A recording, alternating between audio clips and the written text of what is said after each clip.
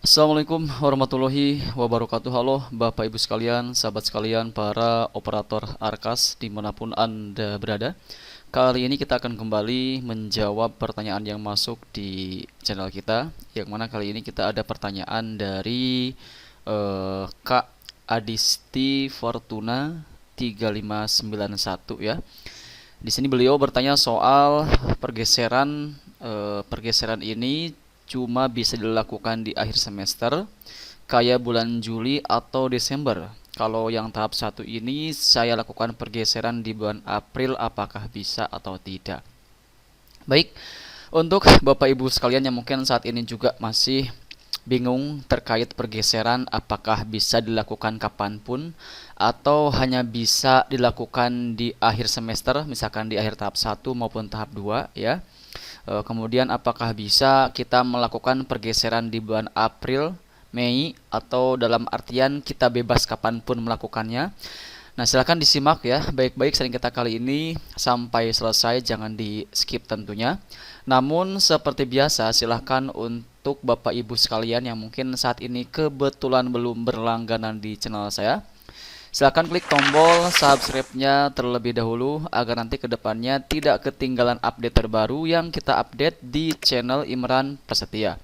Baiklah, mari kita mulai saja sharing kita kali ini. Oke, di sini kita akan masuk dulu ke aplikasi Arkasnya supaya kita dalam penyampaiannya agak lebih mudah ya untuk dipahami oleh Bapak Ibu sekalian dimanapun Anda berada. Nah, di sini kita sekarang sudah masuk ke aplikasi Arkas dan silahkan Bapak Ibu sekalian juga buka aplikasi Arkasnya masing-masing. Kemudian pastikan sudah menggunakan aplikasi Arkas paling terbaru ya, dimana per hari ini di tanggal 17 April 2026 ini kita menggunakan versi 4.2.16. Jadi untuk kalian yang mungkin saat ini masih menggunakan versi 15 ke bawah ya silakan diupdate dulu ya. Oke, sekarang kita akan masuk ke bagian penganggaran, kemudian bos reguler dan kita pilih yang tahun 2026. Kita akan buka. Nah, tadi pertanyaannya apakah kita bisa atau tidak melakukan pergeseran anggaran di Arkas di bulan April. Jadi tidak harus nunggu dulu akhir tahap 1 maupun akhir tahap 2. Nah, di sini Bapak Ibu sekalian ya, terkait pertanyaan ini tentu jawabannya boleh ya, karena untuk pergeseran ini kita bisa melakukan kapanpun. Tidak usah menunggu akhir semester ya. Jadi kita bisa melakukan pergeseran di bulan Maret, April, Mei, Juni, Juli dan seterusnya. Karena untuk pergeseran ini kuota penggunaannya pun lebih banyak dibandingkan kuota penggunaan untuk fitur perubahan. Yang mana untuk fitur perubahan ini hanya bisa kita gunakan sebanyak 1 kali dalam 1 tahun periode ajaran. Dan itu pun untuk perubahan ini hanya bisa kita gunakan di tahap 2 ya, di awal tahap 2 ke sana baru bisa kita gunakan. Sedangkan di tahap 1 ini dari bulan Januari hingga Juni untuk fitur ini tidak bisa kita gunakan sama sekali. Dan nanti di tahap 2 pun hanya sebanyak 1 kali kita bisa menggunakan fitur ini. Nah, sedangkan untuk pergeseran sebagaimana yang ditanyakan oleh teman kita kali ini, tentu untuk pergeseran ini bebas kita melakukan kapanpun, tidak harus nunggu akhir tahun, tidak harus nunggu akhir semester, tidak harus nunggu akhir tahap 1 maupun tahap 2. Jadi kalau ada salah satu anggaran atau kegiatan di bulan April ini yang ingin digeser, itu tentu jawabannya bisa Bapak Ibu sekalian, silahkan, bebas ya teman-teman. Misalkan mau melakukan pergeseran tiap bulan juga silahkan, itu bisa, karena untuk kuota penggunaannya pun jauh lebih banyak dibandingkan dengan kuota perubahan. Namun di sini tentu kita pun tidak menyarankan untuk tiap bulan melakukan pergeseran, karena ya kalau misalkan kita sering melakukan pergeseran, tentu itu artinya dalam penyusunan perencanaan kita ini terkesan asal-asalan ya. Jadi ya kita sarankan silahkan kalau misalkan ingin melakukan pergeseran itu coba dicek dulu semua kegiatan atau programnya, biar nanti pergeserannya itu sekalian teman-teman ya. Karena di saat kita melakukan pergeseran kita harus mengajukan ulang untuk pengesahannya ke dinas terkait. Jadi ya Malah kalau misalkan kita sering melakukan pergeseran hanya buang-buang waktu saja teman-temannya, harus nunggu lagi seperti itu. Makanya ya usahakan sekali pergeseran ini misalkan kita bisa memaksimalkan perubahannya itu sendiri. Nah, kemudian yang perlu dipahami juga oleh Bapak Ibu sekalian, khususnya buat yang mungkin masih pemula ya, baru diangkat sebagai operator dan bingung untuk mengoperasikan Arkas ini harus bagaimana. Jadi ini perlu diketahui bahwa pergeseran ini memang ada kelebihannya, ada kekurangannya. Untuk kelebihannya sendiri ya, pergeseran ini bisa kita lakukan kapanpun, bebas teman-teman ya. Jadi bisa lebih dari satu kali melakukan pergeseran, bisa itu 6 kali dan seterusnya. Ya minimal tiap bulan kita bisa melakukan pergeseran, meskipun itu tidak disarankan. Namun di sini ada kekurangan ya teman-teman. Kekurangannya adalah kita akan masuk dulu ke tampilan pergeseran ya. Kita buka dulu.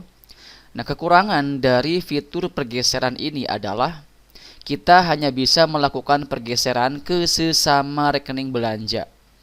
Contoh misalkan kita ingin menggeser program atau kegiatan yang tadinya menggunakan dana operasional, maka itu kita hanya bisa kita geser ke kegiatan yang sama-sama menggunakan dana operasional. Contoh kecil, misalkan Bapak Ibu sekalian ada salah satu program yang tidak jadi dilaksanakan. Contoh misalkan di sini kita akan coba cek ya, di bulan Maret misalkan ya, kita ada anggaran untuk pembelian refill tinta printer misalkan ya di sini. Yang mana ini masuknya kepada belanja operasional.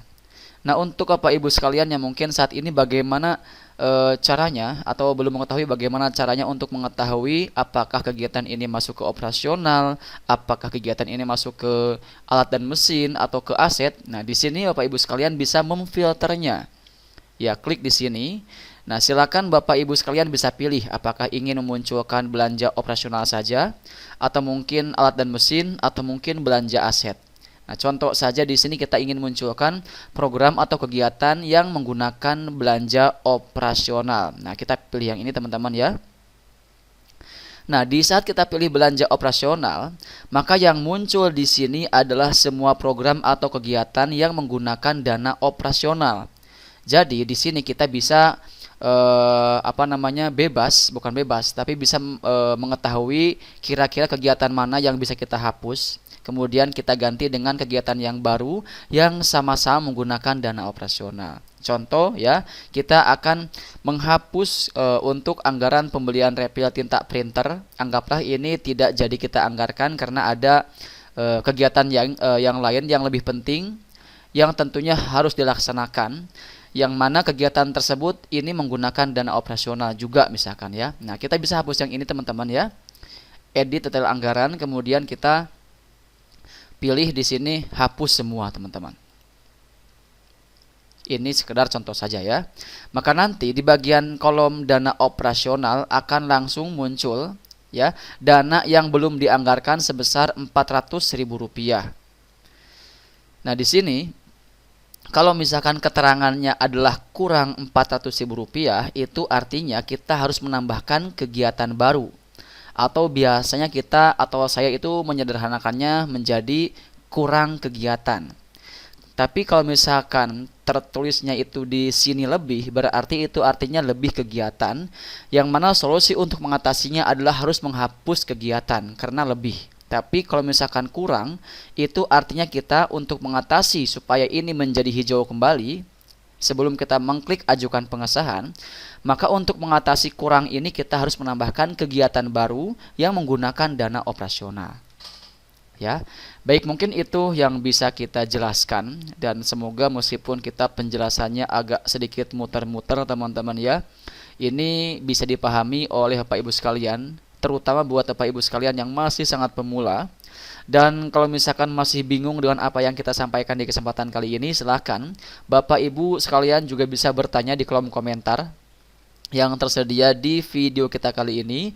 Dan nanti jika seandainya perlu kita bikinkan pembahasannya khusus secara lebih lengkap lagi, secara lebih luas lagi, kita akan bikinkan videonya di update video berikutnya di channel ini. Jadi jangan lupa untuk subscribe channel ini supaya nanti Bapak Ibu sekalian tidak ketinggalan update terbarunya di channel saya, Imran Prasetya. Terima kasih ya, sampai jumpa di sesi kita berikutnya. Wassalamualaikum warahmatullahi wabarakatuh.